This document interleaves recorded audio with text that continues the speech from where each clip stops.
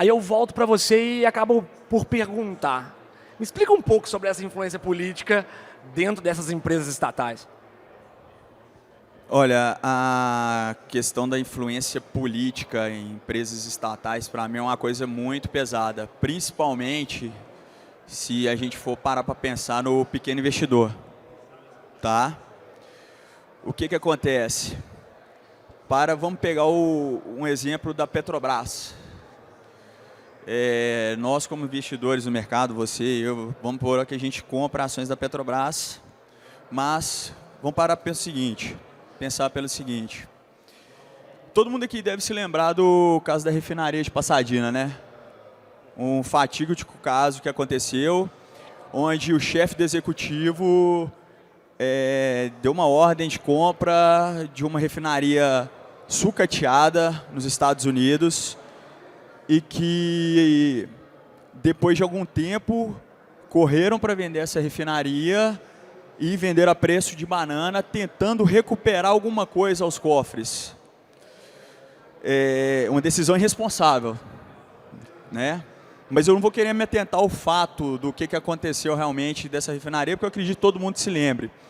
Mas eu vou voltar aqui para o raciocínio de pessoas como nós, que acreditam na seriedade de uma instituição, tá certo? E acreditando nessa seriedade dessa instituição, que compra ações dessa empresa pensando em garantias futuras. Vou dar um exemplo.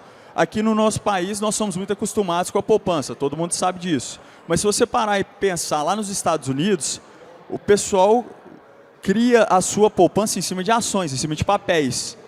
E cria, assim, sua aposentadoria comprando esses papéis na espera de recebimento de dividendos futuros.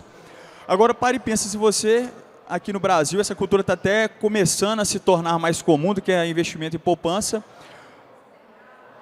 compra ações de uma empresa como essa, acreditando na seriedade dessa empresa, tá certo?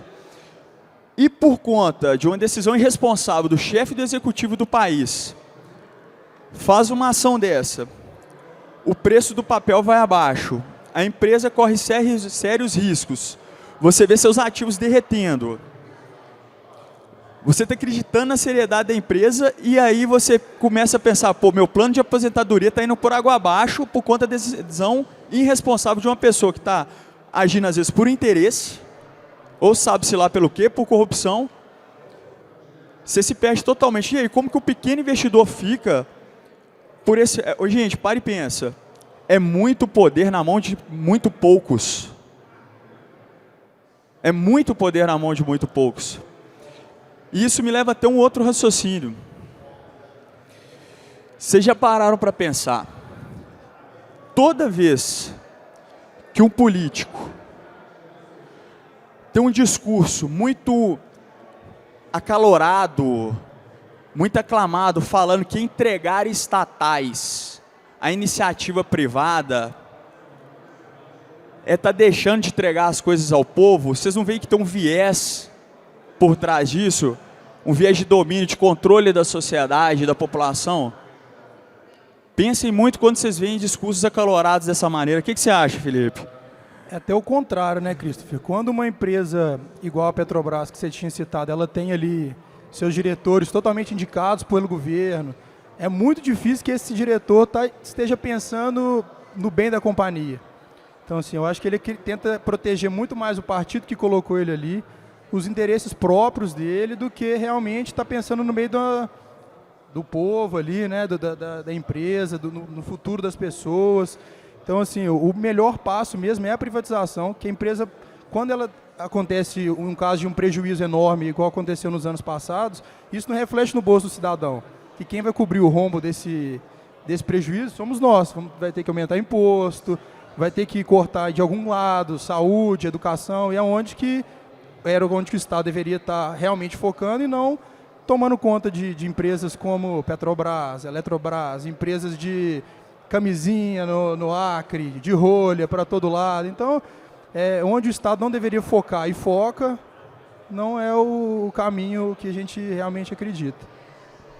A gente pode pegar também que esses discursos são normalmente populistas, né? Para tentar convencer você de algo que às vezes não é a grande realidade. É um meio de controle. É um meio, de controle da população. Isso. Tá, então já entendi essa parte, mas eu queria escutar agora de você, que é um grande empresário. Me conta um pouco a burocracia que é para abrir uma empresa. O que você precisa hoje no Brasil, com todas as entranhas aí, para conseguir fazer funcionar uma empresa aqui na nossa sociedade brasileira? Grande empresário, obrigado. Cara, eu adoro ser empreendedor, eu adoro ser empresário, juro. Eu, graças a Deus, vim de uma família muito bacana, meu pai me deu muita oportunidade e todas as vezes eu quis fazer mais, eu sempre quis fazer mais, contanto que eu já estou na minha 4ª empresa hoje. Só que empreender, por mais legal que seja, é extremamente difícil empreender no país. Vocês já pararam para pensar no quanta burocracia nós temos para se abrir uma empresa ou para se criar um negócio? Quantos processos a gente tem que passar, quantas taxas a gente tem que pagar. Agora mesmo eu estava conversando com o Breno aqui, que ele estava me falando que ia criar um CNPJ para ele começar o negócio dele e me perguntando quão burocrático seria isso, a gente estava conversando. Então eu falei, Breninho, calma, depois daqui nós vamos bater um papo, não foi? Então, quão burocrático é, quantas taxas você paga, gente, quantas firmas você tem que reconhecer. Eu vou até exemplificar aqui uma coisa que é minha, que eu comecei há um tempo atrás. Eu resolvi fazer um empreendimento no Buritis. Eu tinha um terreno de 1.500 metros quadrados, eu tinha um coeficiente de uma vez o terreno. E aí eu resolvi melhorar o empreendimento. Então, o que acontece? Eu vou dar um exemplo do que aconteceu lá, que é o seguinte: toda vez que você quer fazer, por exemplo, um empreendimento comercial como esse que eu estou fazendo, qual que é a primeira coisa que você tem que fazer? Você tem que comprar um terreno. Tá, você vai comprar o terreno, para isso você tem que pagar um ITBI. Quando você paga esse ITBI, você vai fazer o quê? Você vai fazer a escritura do terreno, você vai pagar. Quando você vai fazer a escritura você pega a escritura desse terreno, leva para o cartório de registro de imóveis, isso aqui, você vai pagar de novo, vai registrar. Depois que você pagou, fora uma coisa, se porventura no seu terreno tiver uma edificação, você vai ter que pagar uma licença para demolição dessa edificação. Está pagando de novo. Beleza, vou fazer um projeto viável, mínimo viável para colocar, vou fazer um empreendimento mínimo viável, dentro das condições impostas pela prefeitura, de um plano diretor, que muitas vezes não nos ajuda.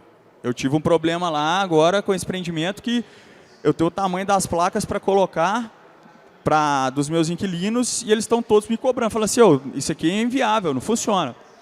Tá, então você cria um projeto dentro do mínimo viável que a prefeitura te impõe. Mas beleza, consegui criar um projeto e tal. O que eu vou ter que fazer com esse projeto? Eu vou ter que pagar uma banca de avaliação dentro da prefeitura. Pagou a banca de avaliação, vou pôr que o projeto todo correu legal, ok. O projeto volta, o que eu vou ter que fazer com o projeto? E eu vou ter que pagar uma licença para construção. Gente, isso aí durou no mínimo 6 meses, todo esse processo. Vocês contaram aqui quantas vezes eu falei que eu vou ter que pagar tributo ou imposto? É pesado. Isso se tudo correr bem. E se tudo correr bem? Então tá, estou com um projeto ótimo, já vou lá para o final. Meu empreendimento está pronto, está lindo. Qual que é a primeira coisa eu tenho que fazer para me comercializar esse empreendimento? Pagar uma taxa para o Habits. Tá certo? Gente, eu falando isso aqui, às vezes parece ser pouco. Mas não, no dia a dia de quem empreende, cada um pode se contextualizar o seu negócio. Isso é muito pesado. E vocês querem mais uma coisa? Nós não temos garantia de sucesso ao final. Nenhum de nós temos garantia de sucesso ao final. Você está no risco o tempo todo, você está gastando tempo, você está gastando suor, você está gastando dia, dinheiro, tudo. Mas todas as tributações, tudo está lá, está pago, está garantido para o Estado. Eu brinco que o empresário ele é visto como um criminoso no Brasil, né? São tantas taxas, alvarás, licenças, quando ele quer pagar um tributo, é tanta obrigação acessória que ele tem que preencher, ele normalmente não sabe, tem que recorrer para contador, advogado. Então, assim, o empresário ele é realmente muito prejudicado com uma alta carga tributária, igual o Breno e o André vão falar aqui um pouco mais. Mas, assim, ele é visto realmente como um criminoso. Ele tem que seguir diversas leis, diversos protocolos ali para poder operar, para poder comercializar seu produto.